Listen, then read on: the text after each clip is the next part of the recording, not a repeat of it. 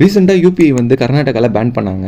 நிறைய shopkeepers and small vendors எல்லாருமே UPI வந்து தவிர்க்கிறாங்க. அது எதனால் அப்படின்னா, கமர்ஷியல் டேக்ஸ் டிபார்ட்மெண்ட்லேருந்து ஜிஎஸ்டி நோட்டீஸ் வந்ததால்.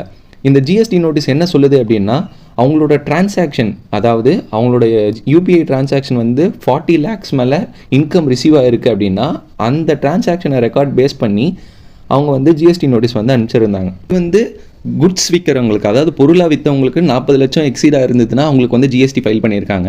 இதுவே சர்வீஸாக இருந்ததுன்னா அது வந்து 20 lakhs வந்து எக்ஸீடாக இருந்தது அப்படின்னா அவங்களுக்கு வந்து நோட்டீஸ் அனுப்பிச்சிருக்காங்க. அந்த ஜிஎஸ்டி நோட்டீஸில் வந்து என்ன இருக்குது அப்படின்னா, 9% ஆஃப் சிஜிஎஸ்டியும் 9% ஆஃப் எஸ்ஜிஎஸ்டியும் கட்டணும் அப்படின்னு சொல்லி நோட்டீஸ் வந்து வந்திருக்கு.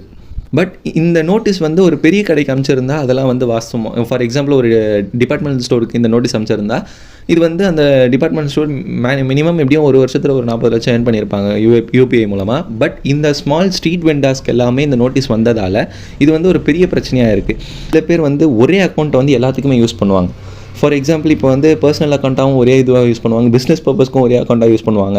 ஒரு ரெசிப்ட் வந்து நம்மளுக்கு வருது அப்படின்னா, ஃபார் எக்ஸாம்பிள் நான் வந்து கையில் காசு கொடுத்து அதை வந்து நான் வந்து அக்கௌண்ட்டில் வாங்கியிருந்தனாலும் அதுவும் ஜிஎஸ்டி வந்து ரெக்கார்டாக எடுத்துக்கும். ஸோ இதெல்லாம் வந்து ஒரு ப்ராப்ளமாக அமையுது. இது யூபிஐ இதுக்கு வந்து அதெல்லாம் தெரியாது, அனலைஸ் பண்ண தெரியாது, அது சேல்ஸாக இதுவான்னு தெரியாது. அக்கௌண்ட்டில் காசு வந்திருக்கு, ஸோ அது ரெசிப்ட் அப்படின்னு சொல்லி அந்த ஜிஎஸ்டி இது வந்து அனலைஸ் பண்ணியிருக்கு. ஸோ இதனால் காண்டான ஷாப்கீப்பர்ஸ் எல்லாருமே என்ன பண்ணாங்க அப்படின்னா, யூபிஐ இருந்தால் நீ எங்களுக்கு வந்து டேக்ஸ் போடுவேன், ஸோ அதனால் வந்து நாங்கள் யூபிஐயை தவிர்க்கிறோம் அப்படின்னு சொல்லி எல்லாருமே கேஷ் ஃப்ளோ டிரான்சாக்ஷனுக்காக சேஞ்ச் பண்ணாங்க.